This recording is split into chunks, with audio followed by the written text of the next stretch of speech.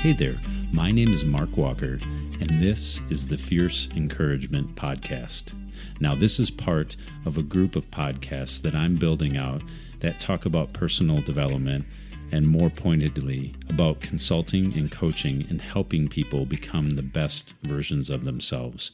Fierce Encouragement specifically is about how we talk to, listen to ourselves, and how we can connect to that best version of ourselves and encourage ourselves instead of have that sour, negative story kind of ever present in our mind. Now, why do I talk about this? Well, in the past few years, this is something I've noticed in myself, but also in connecting with others and supporting them, that a lot of people, from leaders all the way to new students and people coming into the career workplace, have a really difficult time in how they talk to themselves, how they connect to their deeper purpose, how they love themselves. So that's what this podcast is about. That's what we're looking at. I want to connect with other teachers and coaches and leaders too, talk about how they do it in a positive way, how it improves them, their teams. And I really want to kind of get into the science and the subjective stories and some of the ancient wisdom that can help our lives get better every day with fierce encouragement. And because, you know why? Because we hang out with ourselves every darn day.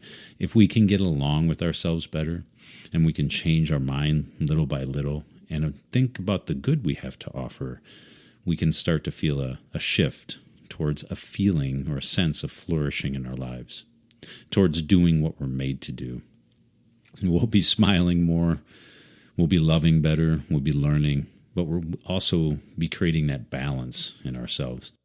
So what did I want to talk about today?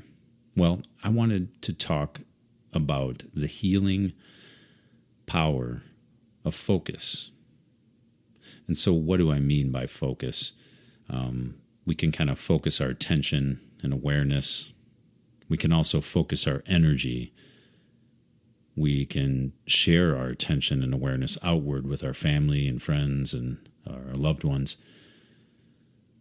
But to begin with, I want to talk about kind of like where it all starts, and that's focusing our attention and our awareness. That is what I mean by focus, and I'm thinking of William James, who often talked about how a wandering attention is not a healthy or happy mind or a good place to be. He even went so far to say that the root of a good education system should help us voluntarily bring back that wandering attention, and that'll help us bring in more character and judgment and balance and even that willpower into our life. I found that very true in the past 10 to 12 years of my practicing more meditation and going deeper with meditation teachers and kind of exploring some of those deeper modes of practicing, or at least thinking and being educated on what the mind is and what the mind state. So when we talk about focus, that's what my intention here is. Bringing back that wandering attention over and over and over again. And so I guess it's a good place to start by identifying what focusing is, and then we can get into the healing.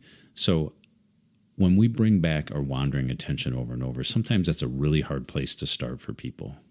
I know it was over a decade ago for me. I spent a lot of my time ruminating, worrying, planning, remembering, feeling guilty, feeling spaced out, kind of going after those ecstasy or pleasure or those hedonistic things, right? Trying to fill my day with the things I thought what were a good life. And it's not to say that they were all bad, but my focus was scattered. And it still is. It really is. You know, the mind is always moving and going. But I believe that the habit of bringing back that wandering attention, coming to a point of focus, and kind of working with that resistance that shows up there, that's the seed or the seat of a healthy mind. And if we don't have kind of that base ability to bring back that wandering mind, to bring back that rumination or that kind of self-criticalness. It's really hard to practice fierce encouragement. It's really hard to heal to any degree, and it's really difficult to kind of separate our thinking from our mind itself. And perhaps if you've practiced any meditation, even small bits of it, you've noticed the space between one thought and another. You've noticed the gap, as we talked about in the last episode, where our mind, if we can get good at resting and get good relaxation in the body and just notice the mindscape or the mind state, that we aren't necessarily the content of our thoughts, but maybe more of the awareness behind it, more of the mindfulness, if you will, kind of bringing back and being mindful of the body, being mindful of the feelings and sensations, being mindful of the mind, the thinking and the planning and the worrying, or the rumination and the concern about something that's already done and passed. So when our purpose is tied up or tied to the idea of focusing, and we practice bringing our mind back again and again and again, having that ability literally helps us build up our character. It builds up our judgment and our willpower to show up when the proverbial shit hits the fan in our lives. So we practice in those small moments, moment to moment, on a meditation practice or on the cushion, or even in those 3-minute mindset methods that I share on my website. When we practice in those 3-minute chunks, once, twice, 3 times a day, it really starts to give us the ability to notice our awareness, our thoughts. We get more mindful of maybe the emotions that we have, maybe sensations in our body, or even the cognitive ability of the mind itself, kind of having this meta-awareness about your whole system. When we practice in small moments like that, we do invite healing in. And ancient wisdom and modern science is starting to agree more on things. If our minds are jumping around and racing and ruminating on thoughts and plans and memories, we're just not training it well. When we sit on our phones or on our computers and do long periods of work without rest and recovery and downtime, time for solitude, when we don't do that, we're in an always-on state. So healing is solitude. Solitude is training the mind to return to an anchor or a focus like the breath or prayer for small periods of time. And that healing happens through reacquainted or reoriented focus. Healing comes through mindfulness of the body, the feelings, and being mindful of the mind, and perhaps being even more expansive, being mindful of our lives, the temporality of it, how these days and months and years just fly by. We've seen that or felt that with the change of the new year recently, at least when this podcast was recorded. But we're always changing every day. We can look at yesterday and last week. We can plan for the future. We can see those mind states that are out there in the future, thinking about when it's going to happen. Or we look backwards and wonder why it didn't happen, how I've gotten this old and I'm still struggling with X or Y or Z. Foundations of meditation and focusing aren't just the philosophical concepts, but they're to be experienced directly. And so I had a good conversation with one of my clients recently talking about guided meditation. And guided meditation is really good, especially for starting out with meditating. It's also really important to create that solitude where those no inputs are coming in, no podcasts, no books, no screens, just taking that walk or sitting in a quiet room by yourself for a few minutes, or kind of waiting in line at the grocery store without whipping out the phone. Awareness and being mindful of our tendency to pull out our phone and kind of get that dopamine rush, right? That's a literal fact of our phones. Like they've created these things to pull in our attention and awareness. It's the attention economy.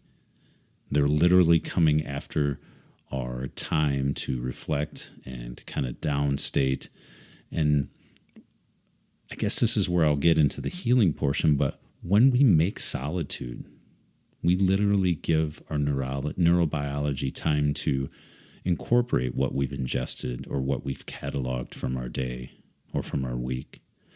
When we give ourselves time away from the computers and the phones and the constant barrage of inputs that comes into our mind, we start to cultivate and integrate and assemble what we've learned into our greater cognition to use it better to help and support after the fact. So I believe that's very foundational to our being. We didn't have the constant 24/7 on that we have now, the always on internet phone culture of kind of waking up right away and going to our phones and then staying plugged in all day to the point at night where we're doom scrolling right before sleep. And then we have trouble sleeping. And then we, wake up with poor sleep and kind of start the process over again, kind of plugging in our minds to that attention that might be our social media or even our email or other habits that we have online. So awareness starts with that. The healing power of focus is concentrated in our ability to return in those moments, those moment-to-moment beingness. So to kind of bring it all back, focus is our ability to bring back a wandering mind or a wandering attention. When we rein this in, we can literally change and shift our lives.